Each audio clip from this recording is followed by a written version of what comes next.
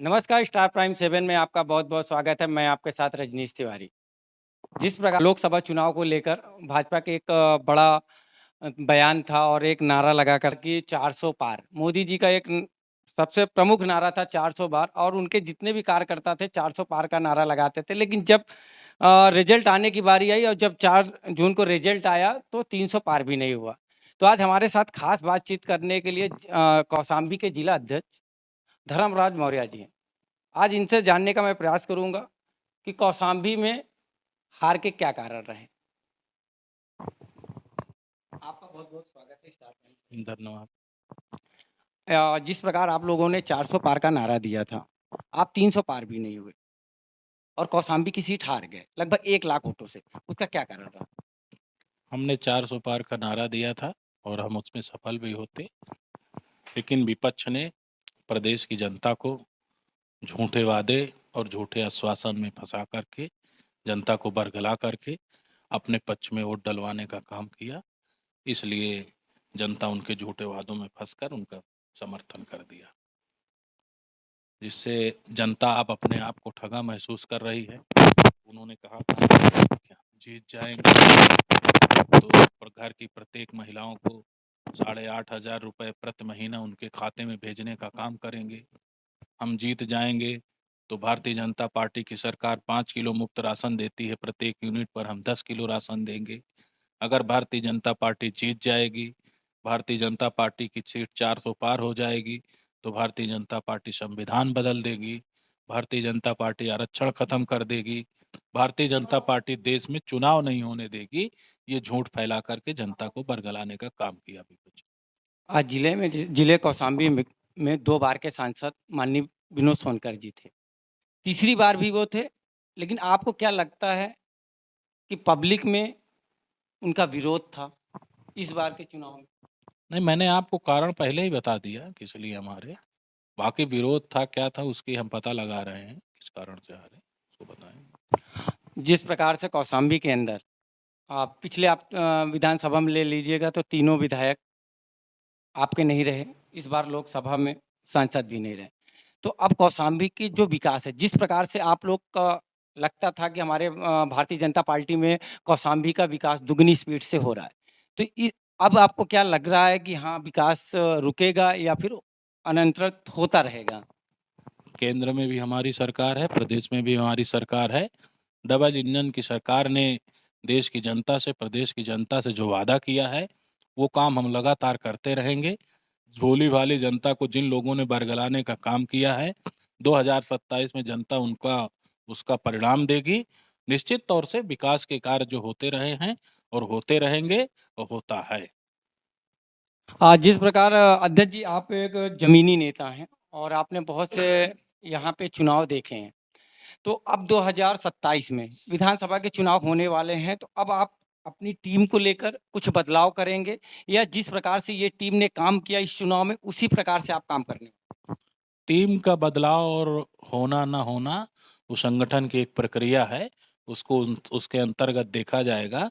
बाकी आने वाले 2027 के चुनाव में जनता हमारे साथ रहेगी, कार्यकर्ता हमारा दुगनी ऊर्जा से काम करेगा। और जो इन लोगों ने, समाजवादी पार्टी हो, चाहे कांग्रेस हो, चाहे बहुजन समाज पार्टी हो, इन लोगों ने जो भोली भाली जनता के बीच में झूठ फैलाया है उसका पर्दाफाश हो गया है।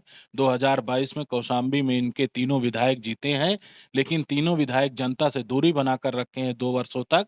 जनता उसको समझ चुकी है कि ये केवल आते हैं, झूठे वादे करते हैं, जीत करके चले जाते हैं और जनता के बीच में नहीं रहते हैं।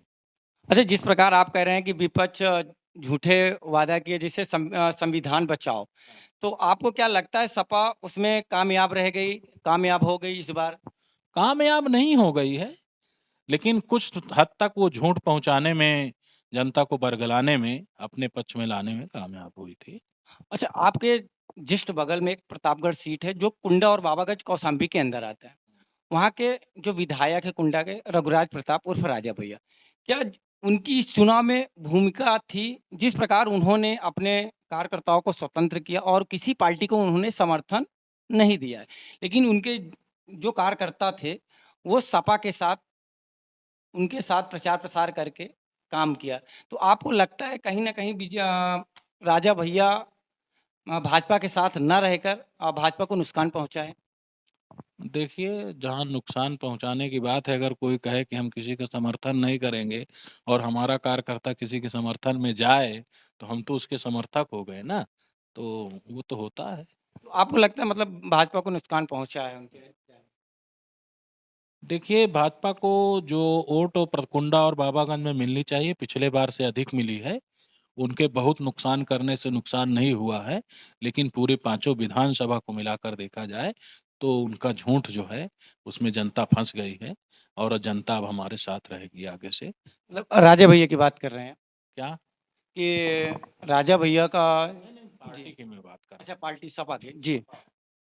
तो अ, इस बार 2027 में जैसे अभी विधानसभा के चुनाव होने वाले हैं, तो आप जैसे अभी आपने मुझे बताया भी, लेकिन आपको क्या लगता है कि नई तैयारी और जिस प्रकार विपक्ष संविधान बचाओ या चुनाव नहीं होंगे, अलग-अलग उनके लोगों के बीच में जाके लोगों से कहा, तो इस बार आपको लगता है कि उसमें आप लोग जो आपके वोटर वोटर थे चले गए हैं बहकावे के में, आपका जो मानना है, तो इस बार आपका क्या न भूमिका रहने वाली है उनको अपनी तरफ लाने की? पूरे देश की जनता ने देखा है, जब मोदी जी ने सभी सांसदों की बैठक ली है, तो सबसे पहले जब मोदी जी लोकसभा के सेंट्रल हॉल में गए हैं, उन्होंने संविधान को लेकर के अपने माथे लगाया है और उसका सिरदा पड़ा है।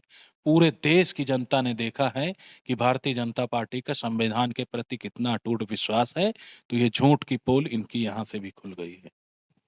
अ, आप कौशाम्बी की समीक्षा कब तक करेंगे और हम लोगों को कब तक आप बताने वाले हैं? हो जाएगी, आपको बताएंगे। ये हमारे साथ कौशाम्बी के जिला अध्यक्ष धर्मराज मौर्य जी थे, जो इस चुनाव को लोकसभा चुनाव को लेकर अपनी राय दिए। समीक्षक होने के बाद कारण बताएँगे। वीडियो अच्छी लगे तो शेयर करिए और कमेंट करिए। आप यहाँ के जिला अध्यक्ष धर्मराज मौर्य जी की बातों से सहमत हैं, तो प्लीज़ कमेंट करके बताएँ और आपको कोई कारण लगता है तो कमेंट करें। स्टार प्राइम 7 के साथ रजनीश तिवारी।